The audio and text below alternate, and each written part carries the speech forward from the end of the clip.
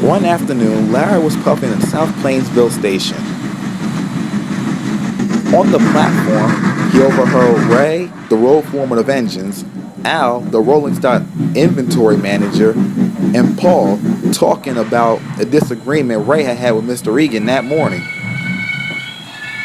"So," said Paul to Ray, "you moved the gondolas closer to the maintenance shed."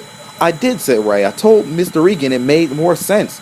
That's the way Kevin can collect them when he's finished his shunting. And we moved the freight cars of rails and ties closer to the sheds because they're not going to be needed right now." "What did Egan say?" added Paul. "Nothing yet," said Ray, "but I did what I had to do. It's a lot easier to ask for forgiveness than to ask for permission." "That's right," said Al. "That's the easiest way to go about things." Larry thought to himself as he backed away. It's easier to ask for forgiveness than to ask for permission. In the shed, he told Christian and Andrew all about Ray and Al's philosophy. "I don't think they mean that literally," said Christian to Larry. "Of course they mean it," Larry replied. "They're both managers, and they didn't get there by doing the wrong thing." "I'm not following that philosophy," Andrew said. "If I do something wrong, Ray will sure to rip me apart." Next morning, Larry went to the yard to collect his passenger cars. He coupled onto them in the coach yards. When he tried to pull away, he felt like the train was dragging. He then stopped. "What's that?" he said. His driver hopped down to inspect. He returned looking annoyed. "The brakes on the last coach is jammed. It's not going anywhere now." "I'll be a coach short then," Larry said, annoyed. He then looked over at the adjacent track. There was the railroad manager's business car. "Let's just add the manager's business car to our train," suggested Larry. Said his driver. "Don't you think we should ask Mr. Egan or Ray?" "No, we don't," said Larry to his driver. "It's much easier to ask for forgiveness than for permission. I'll just explain later." Reluctantly, his crew agreed. They collected the business car and made their way to the station.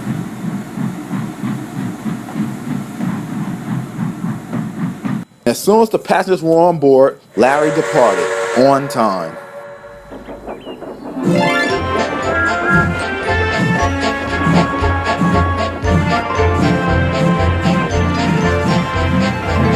He was feeling very pleased with himself.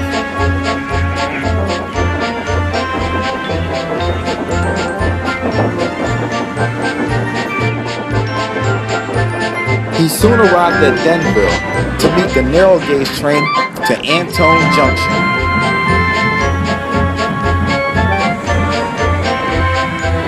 Not long after he stopped, Ian arrived with a freight train. He was surprised to see the manager's business car behind Larry's train. "Hello, Larry," called Ian. "One of the managers decided to attach the business car behind your train to get to the other end of the railway, I see." "They didn't," replied Larry. "I just took it because one of my coaches had bad brakes." You mean you just took it?" said Ian. He was surprised. "Did you tell Ray or Mr. Egan or Mr. McCluskey?" "Of course not, Ian," Larry replied. "It's much easier to ask for forgiveness than permission. I'm sure they'll understand when I tell them what happened this morning." It was then time for Larry to leave. "I'll see you later, Ian," he called. But Ian was worried. This is going to lead to a whole lot of trouble, Ian thought to himself, and he was right. Meanwhile, back at South Plainsville, Bernard went to the coach yards to collect the business car. Mr. Egan, Mr. McCluskey, Ray, and Al were to ride down the Caldwell branch with the railroad inspector. But when he arrived in the yard, the business car wasn't there. Said Bernard. "That's strange. It was here this morning," and he backed away. Ray, Al, and the managers were standing on the platform with the railroad inspector when Bernard backed in with a caboose. "Where's the business car?" Mr. McCluskey asked. Said Bernard. "It's not in the yard." "How could it not be in the yard?" said Al. It's always in the yard." "This is just great," said Ray sarcastically. The railroad inspector was not amused. You can't keep up with your business cars? He said smartly. The four managers said nothing and hopped aboard the caboose. As they pulled away, Al asked Ray, "Do you think you know where the business car could be?" "I have no idea," said Ray, "but I'm gonna find out." Larry, on the other hand, was having a wonderful day. He arrived at every station on time, and the passengers that were on the business car were enjoying the surprise. He soon reached the end of the line at Otisville. Because the diesel that normally shunts the yard at Otisville was called away on an emergency, Larry had to run around his train so he could push it into the yard for turning.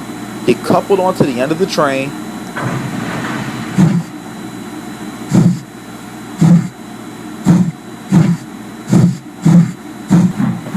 and pulled past the switch leading to the yard.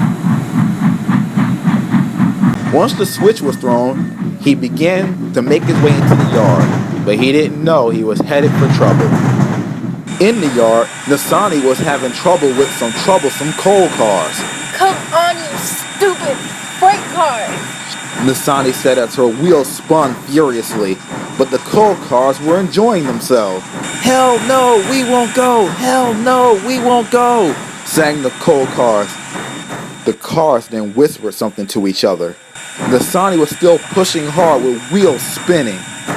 And then suddenly, all at the same time, the coal cars slipped their brakes off on purpose. "Oh no!" Nasani looked ahead with horror and saw that Larry was coming into the yard with his coach. "Look out, Larry!" Called Nasani. Uh-oh! Larry's driver opened his throttle all the way to try to get out of the way, but all that did was cause Larry's wheels to slip.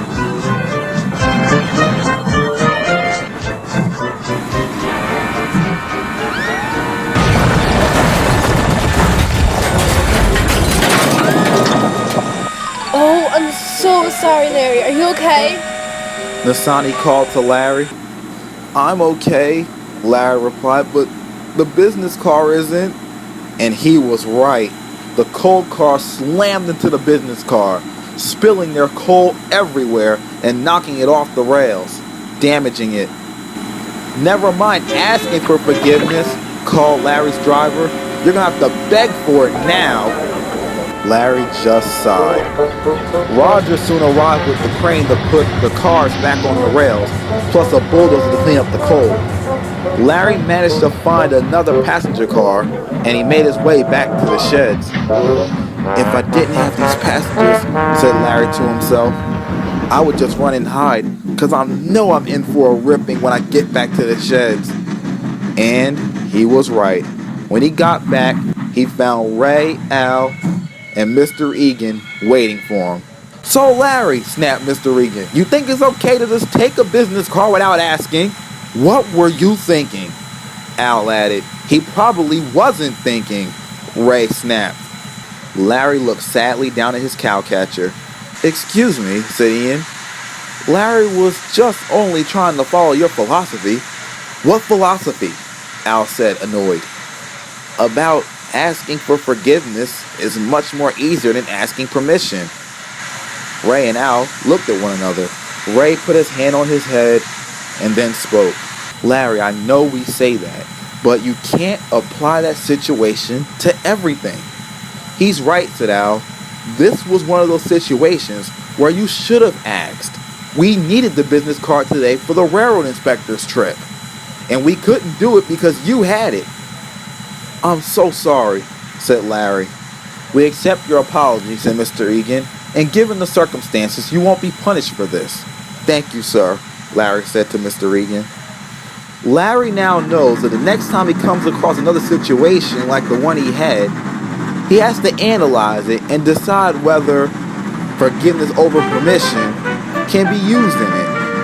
Because, as he always says, asking permission can save himself and everyone else a whole lot of trouble.